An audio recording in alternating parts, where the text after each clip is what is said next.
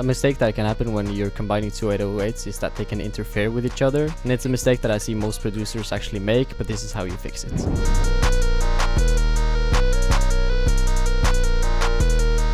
Welcome back to the channel. In this video I'm going to be showing you how I remade Who Else by Trippie Redd and Rich the Kid. Now if you want this FLP with all the drum serum presets and effects, you could find it on Patreon and the link is down in the description. So first we start off with the main lead that you hear throughout the song, which then sounds like this.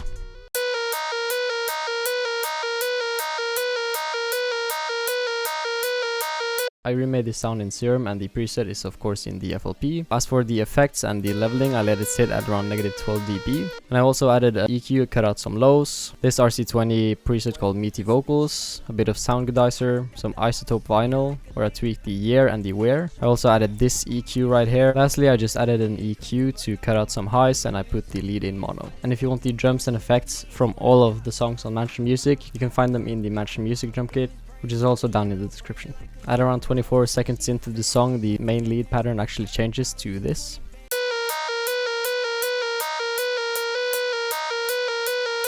Which isn't a big change, but if you compare it to the old pattern, which then looks like this, you can see that there's a slight difference. Next up is another lead that was made in Serum, and it sounds like this.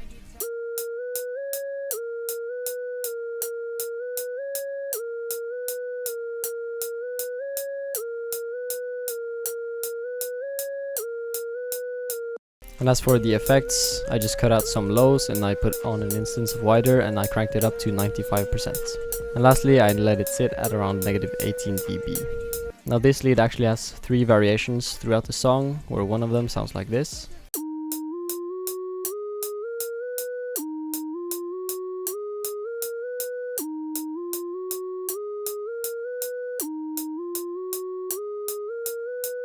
The next one is actually the exact same pattern, however it's pitched up 12 semitones.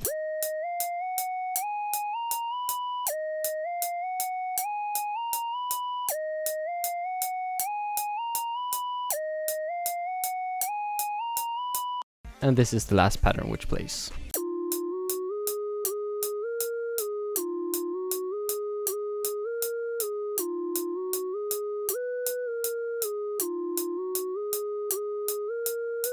Something that I noticed when I was remaking this beat is that when this pattern actually starts to play, there's some sort of dissonance between the sine waves. If this is done on purpose, I don't know, but it's something interesting that I thought I might wanted to mention.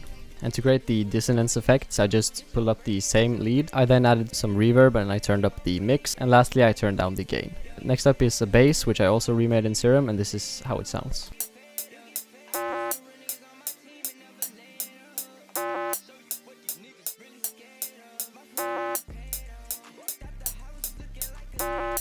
As for this sound, I didn't actually put an EQ on it and I let it hit at around -15 dB. We then move over to the drums, and this is one of the 808s that is played.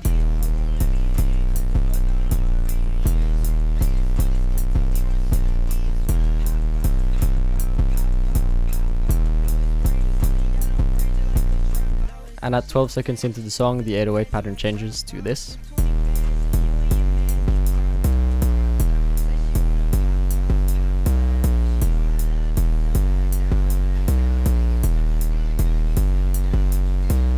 And at 24 seconds into the song, another 808 and pattern is introduced.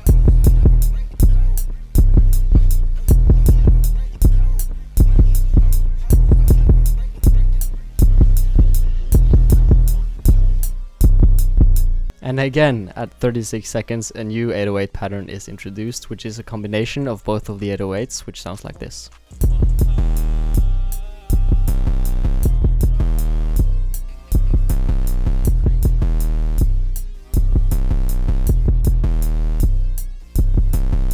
A mistake that can happen when you're combining two 808s is that they can interfere with each other, and it's a mistake that I see most producers actually make, but this is how you fix it. So what you want to do is click on the 808, go to the wrench tool and press cut self. And you want to remember these numbers right here. In this instance, the number is 6, so therefore you want to go again to the wrench tool on the other 808. You then want to enter the same exact number. This means when the second 808 starts playing, the first one cuts out instantly. Another way you can also do this is to just create an envelope by either turning the attack down down, the hold up, decay, sus, and the release down, so that the notes actually play and stop whenever you stop playing. Or you could turn the hold down, the sus up, which has the same effect. And this is how it sounds when you haven't done it correctly.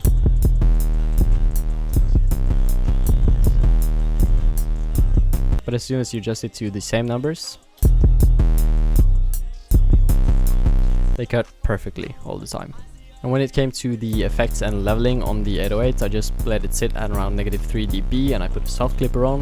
As for the second 808, it's actually hitting just below 0 dB. And when these are combined, you can actually see that they change between just below 0 and just below -3. And I would highly appreciate if you guys would like and comment on this video, tell me your opinion on this remake. And you can also request other songs that you want me to remake. Very soon I'm actually posting the Crazy Train remake, so make sure that you subscribe to the channel and turn on the bell so you know when I post that video. Next up is the clap, which sounds like this.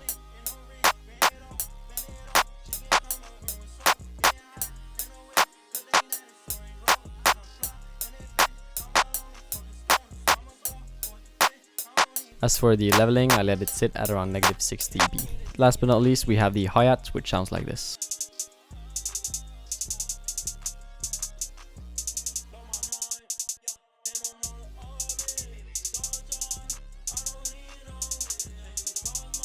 And I let the hi-hat sit just above -12 dB, and in the original song you can hear again that it's actually panned a little bit to the left. I then used the basic FL EQ, which you can find down here, and I turned up the highs to 8.6 dB.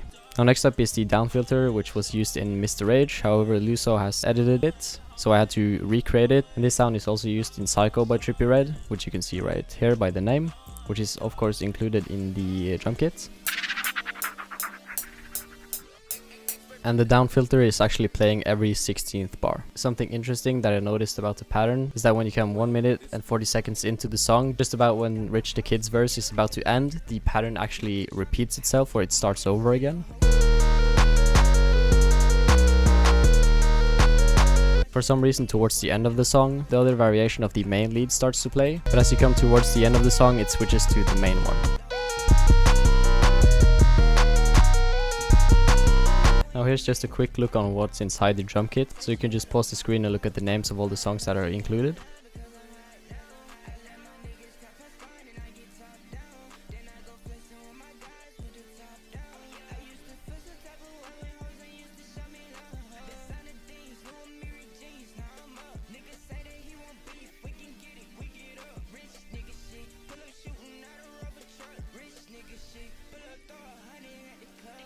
And I also included some FL themes just like the one that you see on my screen right now. And be sure to check out my other remakes on Nightcrawler, Fully Loaded, Muscles, and a few more are coming very shortly. So make sure that you subscribe and turn on the bell so you know when I post those new videos. But without a further ado, here's the entire beat.